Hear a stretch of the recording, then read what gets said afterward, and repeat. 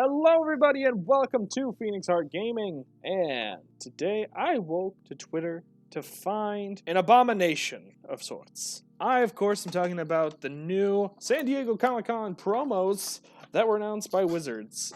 I am actually looking at a Gizmodo article right now revealing them. I actually found out about this from Saffron Olive's Twitter.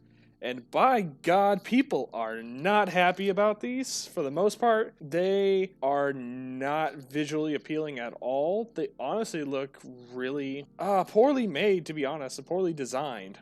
Here, I have a picture up on the screen showing what they look like. Now, let's go over them one at a time and see how bad they really are. Starting with God Eternal Oketra, which is probably one of the most popular cards out of War of the Spark. She is freaking a badass by any sense of the word, to be honest with you. But this artwork for her is just horrible. I do not like this art one bit. Something that I noticed about all these cards, they look like they could have been made by a high school student taking digital media for the first time. By God, like, I could have probably made these. Literally, like, for Oketra, for example, it literally just looks like zoomed out of their Parhelion, and then just taken the old art from the original Amonkhet Oketra card, and then just made everything, just deleted everything inside of her, and then just increased the opacity. That's it.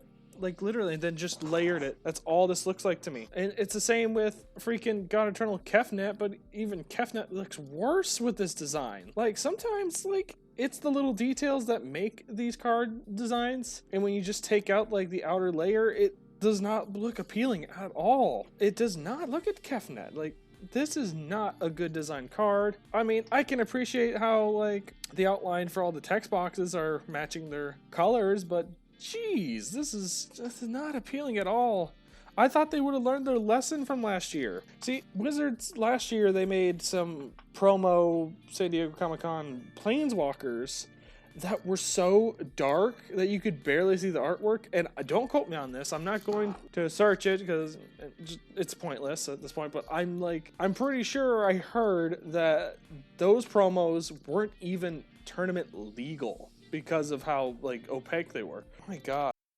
Hey guys, sorry, I just wanted to cut in for a second. Upon editing this video, I realized my mistake that these are not the 2018 San Diego Comic-Con promos that I was thinking of, the really dark ones. Those are actually 2013s, 14s, and 15s from what I've researched online, just doing quick Google searches.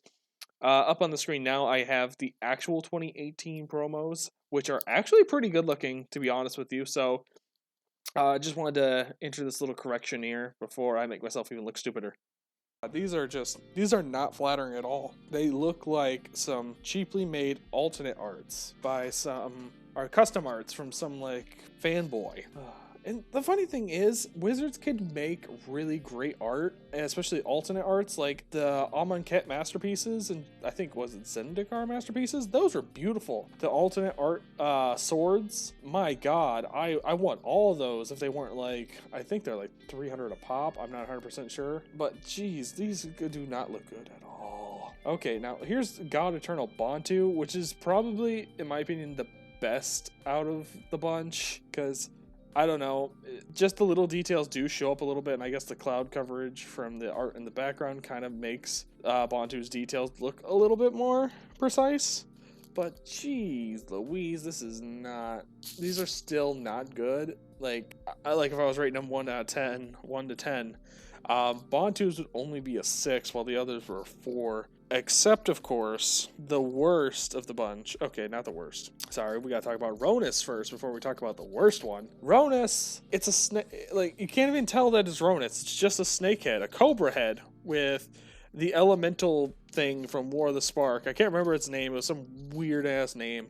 And maybe it has something to do with the lore, and that's why it's shown in the background, but I don't remember, and it makes no sense, and honestly, it's way too distracting. It's like, if, for instance, you didn't know anything about any of these cards or these characters, you would think that the elemental in the background is Ronus, and, like, this is like the Cobra symbol from the G.I. Joe Cobra or whatever. I forgot what it was called. I don't remember. I wasn't a big G.I. Joe guy. Okay, but the worst out of the bunch of these cards is right here. Nicol Bolas Dragon God is the worst. It looks disgusting. This is horrible. Like, especially like if you zoom in, or don't even zoom in, just focus on the face of Nicol Bolas.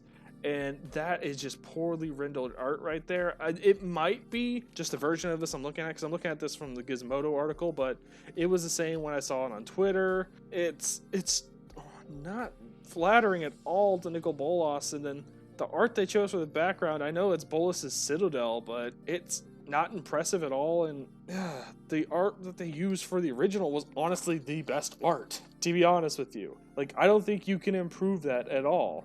Like, everything's gonna look worse than what the original art was. Okay, enough ranting. I just wanted to get a video out today. Thank you for listening, guys, and make sure you go check out the rest of my videos.